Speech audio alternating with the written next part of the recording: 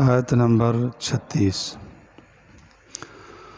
نحمدہ و نصلی علی رسولہ الکریم، اما بعد، اعوذ باللہ من الشیطان الرجیم، بسم اللہ الرحمن الرحیم۔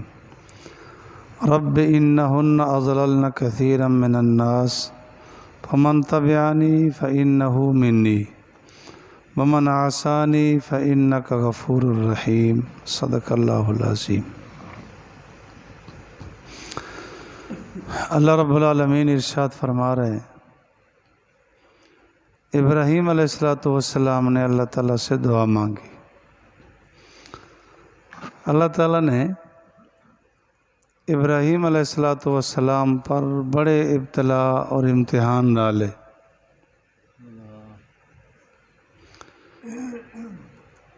کئی طرح کے امتحانات ہیں۔ گھر کو چھوڑا، وطن کو چھوڑا، خاندان کو چھوڑا، پھر سفر کی صحبتیں بڑی مشکل پیش آئیں۔ جب چلے تو حضرت سارہ آپ کے ساتھ تھی، چچا زاد بھی تھی۔ راستے میں ایک جگہ سے گزر ہوا، وہ ظالم بادشاہ تھا۔ جب کسی کو دیکھتا وہ پکڑوا لیتا۔ عورت ساتھ ہوتی تو پوچھا جاتا کہ یہ تمہاری کیا لگتی ہے؟ اگر وہ کہتا کہ بیوی ہے تو اسے قتل کروا دیتا، عورت چھین لیتا۔ اگر کوئی اور رشتہ بتاتے تو پھر اسے قتل نہیں کرتا تھا، عورت چھین لیتے تھے۔ ابراہیم علیہ السلام گزر رہے تھے، انہوں نے پکڑوایا تو حضرت ابراہیم علیہ السلام نے یہ بتا دیا، ہر موقع محل پر کچھ نہ کچھ لوگ اللہ تعالیٰ خیر خواہ پیدا کر دیتا ہے۔ کسی نے بتا دیا کہ صورتحال ایسی ہوتی ہے تو ابراہیم علیہ السلام نے حضرت سارہ کو بتایا کہ ہم چچا زاد بھی ہیں، اگر بادشاہ پوچھے تو اسے یہی بتانا کہ ہم بھائی ہیں۔ اور ایک وجہ یہ بھی ہے کہ اس وقت یہاں دھرتی پر میں اور آپ مسلمان ہیں، بس اور کوئی نہیں، مسلمان بہن بھائی ہیں۔ بادشاہ نے پوچھا ابراہیم علیہ السلام سے تو فرمایا کہ یہ میری بہن ہے، اسلامی بہن ہے یا چچا زاد بہن؟ تو اس نے ان کو الگ کیا، ان کو چھینا، اور ان کی عادت بد تھی اور اکثر والے لوگوں کی ہوتی ہے۔ اس نے غلط ارادے سے علیحدہ کیا، اللہ تعالیٰ نے بڑا ہی کرم کیا۔ ایک تو مفسرین فرماتے ہیں کہ اللہ تعالیٰ نے حجابات ہٹا دیے، ابراہیم علیہ السلام دیکھ رہے تھے۔ دیکھنے کے بعد جو دعا کی کیفیات ہوتی ہیں وہ اور ہوتی ہیں۔ دوسرا دعا مانگی اللہ تعالیٰ سے کہ اللہ تو محفوظ رکھنے والا ہے، تو اللہ تعالیٰ نے اس کی ٹانگوں پہ فالج ڈالا، وہ گر گیا۔ دعا مانگی کہ اللہ اگر یہ مر گیا نا، لوگ کہیں گے اس نے مار دیا، اس کو ٹھیک کر دے۔ اس کے دعا سے ٹھیک ہو گیا۔ پھر علاج بد کیا، پھر فالج گر گیا۔ 3 بار ایسا ہوا، اب اس کو اندازہ ہوا کہ ایسا نہیں ہو سکتا۔ آپ علیہ السلام کا ارشاد گرامی ہے، آپ علیہ السلام نے فرمایا، آدم علیہ السلام سے لے کے مجھ تک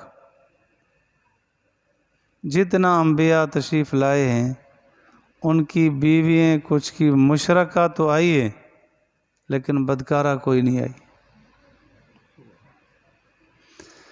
آپ علیہ الصلوۃ والسلام نے فرمایا میں جن واسطوں سے آیا ہوں بالکل پاک آیا ہوں، تو اللہ نے حفاظت تو کرنی تھی۔ اب اس کو اندازہ ہو گیا کہ میں کچھ نہیں کر سکتا، تو کہنے لگا کہ یہ اسے واپس کر دو، اس جیسی ایک اور بھی پڑی ہے وہ بھی دے دو۔ وہ حضرت حاجرہ تھی، پہلے وہ بھی چھینی تھی، اللہ نے اس پر بھی وار نہ چلنے دیا، اللہ نے حفاظت فرمائی۔ تو کہنے لگے یہ اس کی لونڈی بنا کے دے دو اس کو بھی لے جائے۔ تو حضرت سارہ نے وہ ابراہیم علیہ الصلوۃ والسلام کو دے دی، نکاح میں دے دی۔ یہاں سے چلے، تشریف لے گئے۔ شام میں اللہ تعالیٰ نے اپنی قدرت دکھائی کہ حضرت سارہ سے پہلے تھی، لیکن پہلے اولاد اللہ تعالیٰ نے حضرت حاجرہ سے دے دی۔ ابراہیم علیہ الصلوۃ والسلام کی عمر 80-85 سال تھی۔ اللہ جب چاہے، ابراہیم علیہ الصلوۃ والسلام کے 5 بیٹے ہوئے، ایک کا نام حضرت اسماعیل، ایک کا نام حضرت اسحاق، ایک کا نام مدین، ایک کا نام مدائن، ایک کا نام قیدار تھا۔ اب اتنا امیدوں کے بعد، اتنا عمر کے بعد اللہ نے بیٹا عطا کیا، اب حکم ہوا ان کو لے جاؤ۔ جہاں بیت اللہ ہے، مکہ مکرمہ بیت اللہ ہے، وہاں جا کے اس کو چھوڑو۔ وہاں سے ابراہیم علیہ الصلوۃ والسلام چلے۔ مفسرین فرماتے ہیں تھوڑا سفر نہیں تھا، 1500 میل کا سفر تھا۔ اب سواری کا ذکر کچھ روایات میں ہے صحیح، لیکن کچھ روایات میں سواری کا ذکر بھی نہیں۔ بے شک سواری پر آئے تو سواری کیا ہوگی، اونٹنی۔ اتنا لمبا سفر کر کے تشریف لائے اور فرمایا کہ وہاں جا کے چھوڑو اور رکنے کی اجازت نہیں۔ حضرت اسماعیل علیہ الصلوۃ والسلام حضرت حاجرہ کو لے آئے۔ بیت اللہ کی تعمیر سب سے پہلے آدم علیہ الصلوۃ والسلام جب تشریف لائے تھے انہوں نے کی تھی۔ اللہ تعالیٰ نے حکم دیا یہاں کرو، فرشتے معاون تھے، بیت اللہ کی تعمیر ہوئی۔ جس وقت نوح علیہ الصلوۃ والسلام کے زمانہ پاک میں طوفان آیا، بیت اللہ کو بھی مسمار کر دیا، اور وہ نشانات تو باقی رہ گئے تھے، وہاں مٹی کا ٹیلا بن گیا تھا، ریت کا ٹیلا بن گیا، جسے پانی چلتا ہے کہیں ریت جمع ہوتی رہتی۔ تو اب اللہ تعالیٰ نے ابراہیم علیہ الصلوۃ والسلام کو گویا بیت اللہ کی آبادی کے لیے بھیجا کہ جاؤ وہاں۔ حضرت حاجرہ کو چھوڑا، جہاں میلین اخضرین ہے، یہاں اس کے درمیان ہی زمزم کا کنواں، اسی جگہ چھوڑا۔ اس وقت تو یہ میلین اخضرین یہ نالا تھا جہاں سے پانی چلتا ہے، پہاڑی پانی آتا تھا، وہاں اس کے پاس چھوڑا، تھوڑی سی کھجوریں، تھوڑا سا پانی۔ اس کیفیت اور عالم کو سوچو کہ کتنا بڑا امتحان ہے۔ وہاں چھوڑا اور وہاں سے پیچھے ہٹے۔ حضرت حاجرہ صفا تک پیچھے چلی، تو یہ عرض بھی کیا کہ آپ کس کے سارے ہمیں چھوڑ کے جا رہے ہو، جہاں تو کوئی آبادی نہیں تھی نا۔ آخر میں عرض کیا کہ کیا اللہ کا حکم ہے؟ ابراہیم علیہ الصلوۃ والسلام نے فرمایا نعم، ہاں اللہ کا حکم۔ پھر روک گئی تو فرمانے لگی اللہ ہمیں ضائع نہیں کرے گا۔ کتنا بڑا عقیدہ، کتنا بڑا حوصلہ، اور عورت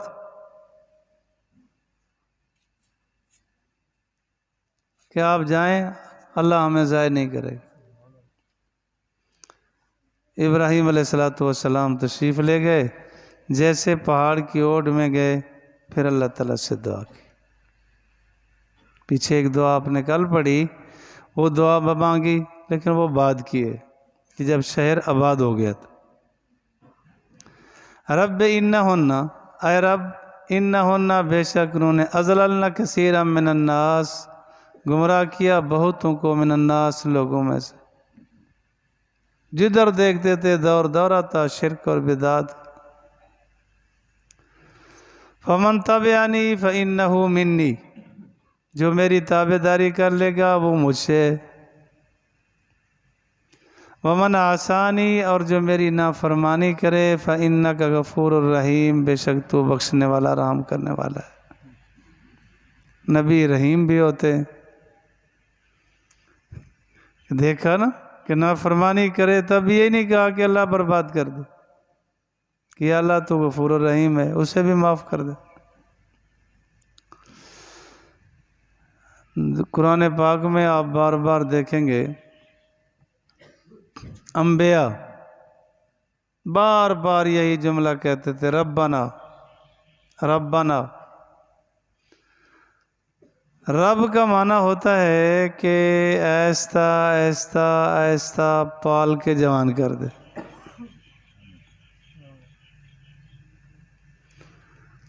اور جس طرح بچہ رو کے کہتا ہے امی امی امی، تو 3 سے 4 مرتبہ کے بعد ماں نہیں سن سکتی، بے تاب ہو جاتی۔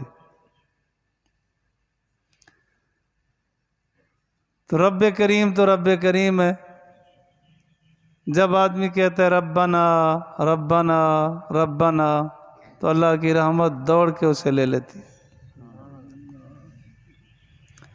تو انبیاء علیہ السلام نے بھی یوں ہی دعائیں مانگی، ربنا انی اسکنتو، اے ہمارے رب، انی اسکنتو، بے شک میں نے ان کو ٹھہرایا ہے، من ذریتی، اپنی اولاد سے، بوادن غیر ذی زرعن، ایسی وادی میں جو غیر آباد ہے،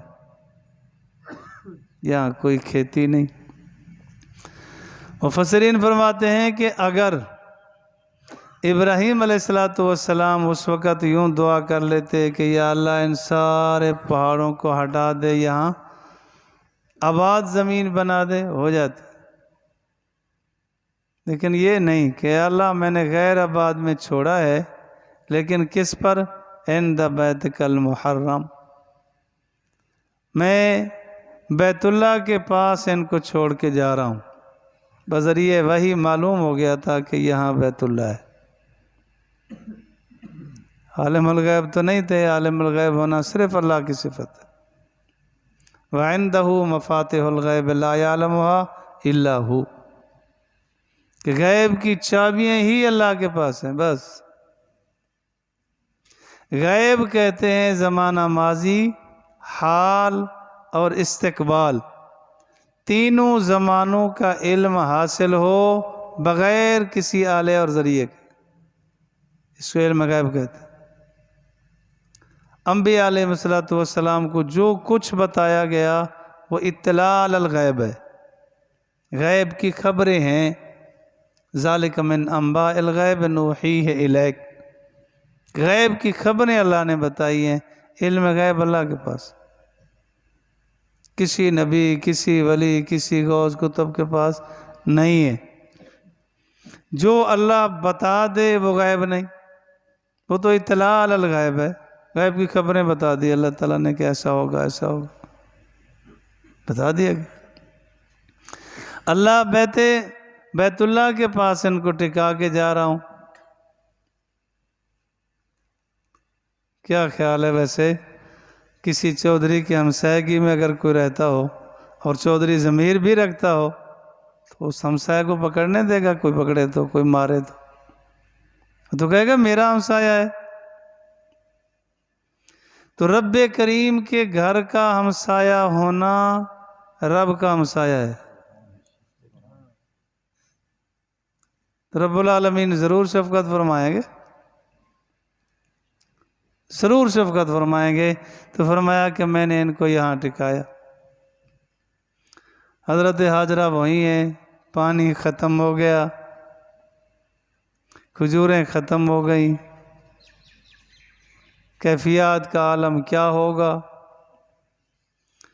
بچہ چیخ رہا ہے، تو پھر اس کے بعد اللہ تعالیٰ نے ہی دل دماغ میں ڈالا کہ صفا پہاڑی پہ چڑھ جائیں، ذرا دیکھیں شاید کہیں سے کوئی پانی نظر آئے۔ ادھر دوڑی، پھر خیال آیا کہ شاید مروہ کی طرف پانی ملے کہیں پر دیکھوں، ادھر دوڑی، ادھر گئی۔ یہ 7 چکر جو لگائے، اللہ تعالیٰ کو ایسے محبوب لگے، ایسے محبوب لگے کہ مقصود کائنات جناب محمد الرسول اللہ صلی اللہ علیہ وسلم کو بھی حکم ہوا کہ آپ بھی دوڑیں۔ اتنا مقبولیت آئی۔ پھر حضرت اسماعیل علیہ السلام اپنے ایڑیے مار رہے تھے، اس جگہ اللہ رب العالمین نے حضرت جبرائیل کو بھیجا، انہوں نے پر مارا تو وہاں سے پانی نکلا۔ اس کو کہتے ہیں زمزم، آب زمزم۔ اس میں غذائیت بھی ہے، کھانے کا کام بھی دیتا ہے، پینے کا کام بھی دیتا ہے، اور ہے بھی کہ جتنا پیے جاؤ ہضم ہے۔ عرصہ دراز جتنا عرصہ رکھا رہے، 50 سال رکھا رہے، پانی خراب نہیں ہوگا۔ سبحان اللہ و بحمدہ، سبحان اللہ العظیم۔ یہ پانی نکلا تو انہوں نے منڈیر دی، روکا، اور زمزم کا معنی ہوتا ہے رک جا، رک جا، رک جا۔ آپ علیہ السلام نے فرمایا حضرت ہاجرہ اگر یوں نہ روکتی پوری دنیا میں زمزم ہوتا۔ سبحان اللہ و بحمدہ، سبحان اللہ العظیم۔ لیکن یہ قدر نہ ہوتی، دوسرا پانی ہے اس کی کیا قدر کرتے۔ وہاں آپ نے دیکھا ہوگا کہ جہاں کثرت سے جو ملتا ہے پاؤں پر بھی ڈال رہے ہوتے ہیں۔ یہاں آ گیا زمزم کا مسئلہ، یہ یاد رکھیں جیسے دوسرے پانی کے لیے سنت بیٹھ کے پینا ہے، زمزم کے لیے بھی وہی سنت ہے۔ ایک موقع پہ آپ علیہ السلام نے زمزم کا پانی لیا اور کھڑے ہو کے پیا۔ ٹھیک ہے، کوئی پی لیتا ہے تو اچھی بات ہے۔ عام حالات میں آپ علیہ السلام نے کھڑے ہو کے زمزم بھی نہیں پیے۔ تو سنت یہ ہے کہ بیٹھ کے پیے۔ ایک روایت میں آ گیا آپ نے پیا، اگر کوئی کھڑے ہو کے پیتا ہے تب بھی ٹھیک ہے۔ اب اگر کوئی آدمی بیٹھ کے پیے تو اس پہ طنز نہیں کیا جا سکتا کہ کیوں، وہ تو سنت زندہ کر رہا ہے۔ واہ جی واہ، اس کو تو ادب ہی نہیں ہے۔ سبحان اللہ، پیشاب کرنے کا موقع آیا بیت اللہ کی طرف منہ کر کے پیشاب کر رہا ہے، واش روم بنانے کا موقع آیا بنا دیا، پرواہ نہیں۔ اب ادب یاد آ گیا کہ جی وہ زمزم بیٹھ کے مولوی بیٹھ کے پی رہا ہے، پتہ نہیں بے ادب ہوگا۔ استغفر اللہ العظیم، مولوی نہیں جانتا مسئلے کو، تو جانتا ہے، ساتھ کہے بھی جا رہا ہے مولوی، تو مولوی کو تو مسائل کا پتہ ہوتا ہے۔ دوسرا یہ، آپ علیہ السلام زمزم کے کنویں پہ تشریف لے آئے اور آپ نے اپنے منہ مبارک میں پانی لیا، پھر کنویں میں انڈیل دیا۔ تو قیامت تک جتنا مسلمان ہیں بالخصوص، اگر غیر مسلم ہیں بالعموم، وہ زمزم پی رہے اور حضور کا جھوٹا پی رہے۔ اور اس وقت میرا خیال تو یہ ہے کہ بچے بھی بے شک بیٹھے ہوں، اگر کسی سے ہاتھ کھڑا کروایا جائے ایک بچہ بھی ایسا نہیں ملے گا جس نے کہا ہو کہ میں نے آج تک زمزم نہیں پیا، کوئی محروم نہیں اس سے، بڑا چھوٹا ہر آدمی زمزم پی کے بیٹھا ہے۔ دوسرا علماء فرماتے ہیں کہ جہاں بحث چھیڑی ہے کہ سب سے زیادہ قیمتی پانی کون سا ہے،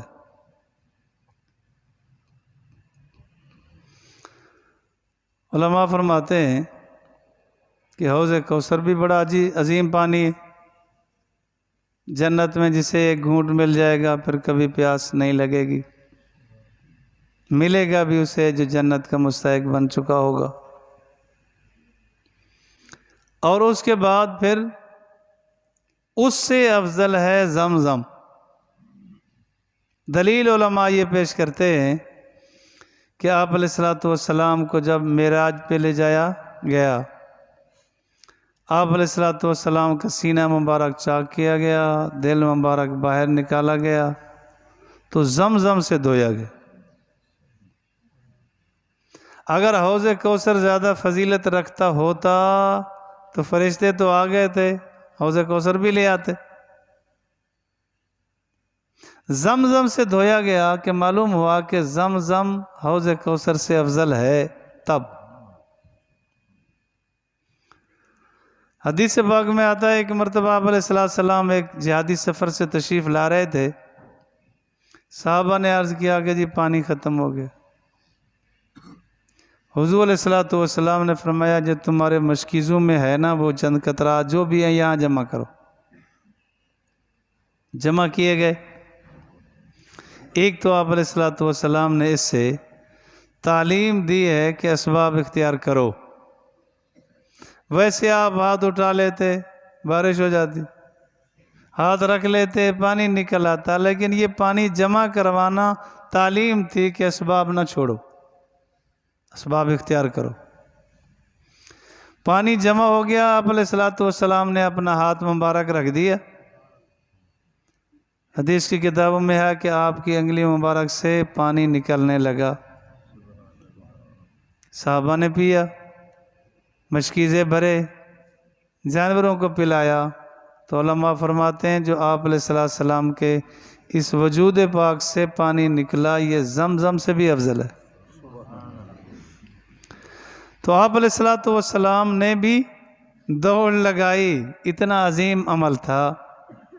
تو حضرت حاجرہ تشریف فرما تھیں، جہاں پانی ہوتا ہے وہاں پرندے اترتے ہیں، تو قبیلہ جرہم کے لوگ وہاں سے گزر رہے تھے تو انہوں نے دیکھا پرندے یہاں بیٹھ رہے ہیں، پانی ہوگا۔ جب آئے تو دیکھا کہ حضرت حاجرہ تشریف فرما ہے، بیٹا ساتھ ہے، پانی بھی ہے۔ اجازت چاہیے کہ اگر اجازت ہو تو ہم یہاں رہ جائیں، انہیں اجازت دے دی رہ جاؤ، لیکن فرمایا یاد رکھنا یہ حوض کوثر پہ قبضہ میرا رہے گا، اس پر اختیار میرا رہے گا، تم رہو رہتے ہو۔ انہوں نے کہا جی ٹھیک ہے، وہاں سے رہنے لگے۔ تو حضرت اسماعیل علیہ السلام نے ان سے عربی زبان سیکھی، ان کی زبان اپنی تو عبرانی زبان تھی، ان سے عربی زبان بھی سیکھی اور ان سے پہلا رشتہ بھی اسی خاندان میں کیا۔ اللہ مجھے اور آپ کو سمجھ فہم نصیب فرمائے، اتباع سنت اتباع شریعت نصیب۔